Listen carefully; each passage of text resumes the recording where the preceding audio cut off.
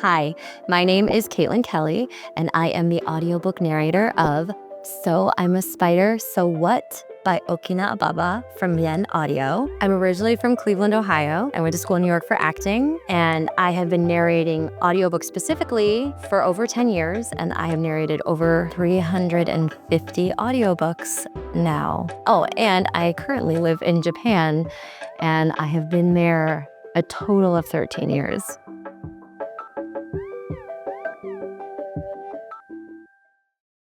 So I'm a Spider, So What? By Okina Ababa is about a classroom in Japan that suddenly, without warning, explodes and everybody in the class dies. Don't worry, because they are reincarnated. And we follow our protagonist, who hatches from a little egg and has to figure out who she is, where she is, and how is she going to survive this incredibly dangerous place. And she quickly learns that there is gameplay that rules this universe, this new world she's in. And so there's the meta aspect of knowing how to play a game and navigating the world. My favorite parts of So I'm a Spider, So What? Are many. I love how it starts very small with just our spider and our other main character, Shun, and then it gets bigger and bigger and bigger and bigger. I love that this spider is so feisty, and because she's aware that she has been reincarnated in another body, a lot of the thoughts that she has are thoughts that maybe you or I would have. And so as you're reading, it's fun because it's very meta. She's very aware of what's happening, and that is just exciting. It's more exciting, and the reveals are more exciting as a result too. Okay, this was a very unique process because I came into this series, into this world of our little spider queen, after it was very much established and there was a ton of source material. And so my first task was familiarizing myself with Kumiko. And I watched the anime. I obviously read the light novels. First, just book one. That was the only one I had at the time. And I got all over Kumode's wiki fandom. Thank you so much. I'm on the Discord. You'll never find me. It's a secret that I'm on there. I've seen all of you on Reddit. And I really appreciate how much the fans love this series and talk about it, because it's really helped me be able to cross-reference all of these characters. The wiki specifically has like all of the artwork, and I can see all of the characters across the different mediums of this story and how it's told. So once I familiarized myself with the story, I then went back to the anime, and I used the foundation of Brianna Knickerbocker's Kumiko to inform how I was going to move forward, honoring what she did and her choices and her wonderful characterization of the spider, and then making it my own, because I'm not her, and I am going to take what she did, honor that, and carry forward in the light novels in another storytelling of So I'm a Spider, So What? What is my favorite part? Because I don't want to spoil anything. I love how it jumps the timeline, and so you don't know where in the story things are happening. That's really fun because you think things are happening. You're following one character's storyline, and then you follow another character's storyline, but they don't quite add up. So where are we in the timeline? That's very exciting. I loved narrating Kumiko's parallel minds because they were 3 different personalities in her head of the same spider.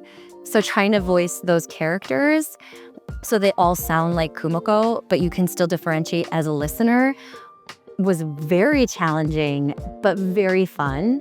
And listening back to that, I was like, yes, I think that worked. I was really happy with how that turned out. Oh, I loved reading the scene between the Pontiff and our Demon Lord. I think when we got to that part of the story, I was just like, what? That was like a brain explosion moment. And I had a lot of fun also going between those two characters, having a dialogue, because they are so different. Yeah, I was like dying. All of the epic battles that Kumiko goes through. I love narrating all those high tension moments. And Patimus. I actually really like Patimus. I still don't understand his character. And when he shows up, I'm always like, what? How? What? Huh? But it's a really fun and exciting part of the story for me to follow. Yeah, I mean, I think it's actually pretty minimal in this series. Reading the Japanese words is no problem. When there are the fantasy words, so if it's not referenced in the anime and there isn't already like a canon pronunciation for it, I just do a katakana pronunciation, but Americanize it. So like Analite is a good example. I know like the katakana is Anaraito, so I would just say Analite, and that's easy. And what else? Oh, whenever Kumiko talks about Japan and school and her life, how it would be that she would go to and from school on her commute, buying food and preparing it for herself by herself because she had a very lonely life as a human. Those are all references that I know just from my own day-to-day, taking the commute, going to the grocery store. Because yeah, shopping in Japan at the grocery store is very different to shopping in America at the grocery store.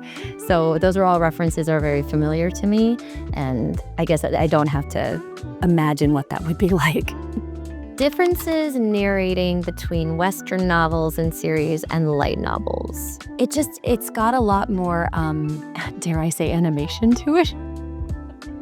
It's all inner monologue. There's no third person omniscient narrator. There's no our point of view. So all the characters, it's their point of view, their inner monologue. That doesn't necessarily mean that you can trust what they're saying because it's how they're experiencing the story, which also makes for some really fun, creative opportunities for me to take a little license with the choices I make as an actor. What advice would I give to anyone looking to start audiobook narration? This is a great question.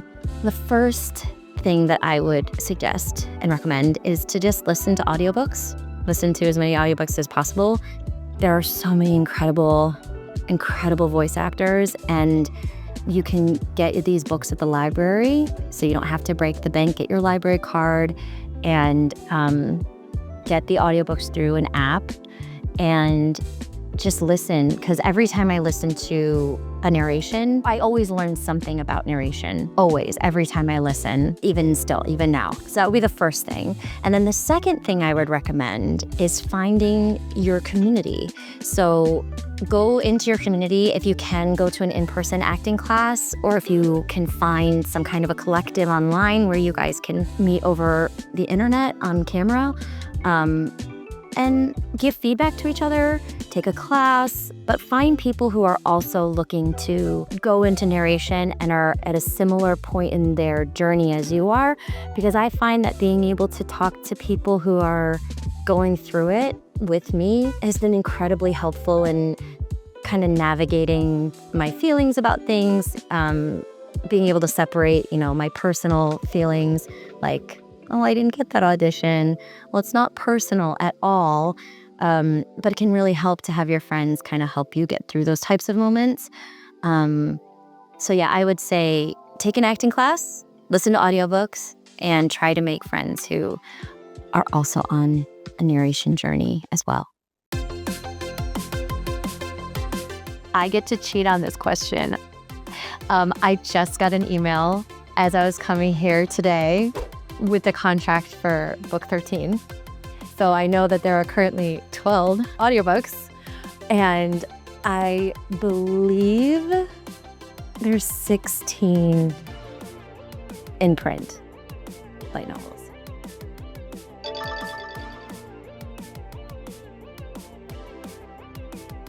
Administrator D. Thank you. This one I know. She is white. But I also have this sitting right in front of me. And look at our cutie little girl up there. She's so cute. Okay, I will tell you which one I don't want. I do not want wrath.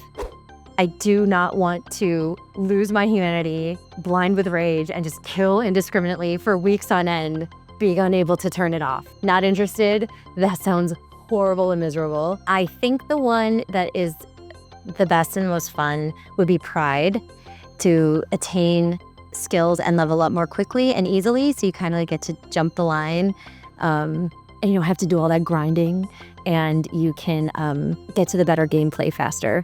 I mean, I don't know. Is it the psychotic vampire? Is it the innocent-looking child that's actually the strongest player in the entire world? The demon lord, who is incredibly vicious and strong? Is it the spider who has to eat poison animals all the time? I mean, realistically, none of them. But I would say the one that I would relate to the most is Kumoko, because I like how in her real life, she's unable to articulate her words. And I often feel that way as well. And I'm very happy to get to read other people's words, because I feel very silly and nervous and embarrassed sometimes. And I try to put my thoughts from my brain out in my mouth and have them make sense. So I think I relate to Kumiko the most. You can find me. I am Caitlin Kelly VO everywhere. CaitlinKellyVO.com, on Facebook, Instagram. I'm not really on Twitter anymore. You can find me on Blue Sky, but all of that information is on my Twitter profile if you're on that. Oh, X. We're calling it X now. Blue Sky, Instagram, and Facebook. And I would like to shout out and encourage everybody to go and enjoy your local library. Libraries are the best. Support your library, support your librarians. I love the library. Listen up to So I'm a Spider, So What audiobook from Yen Audio.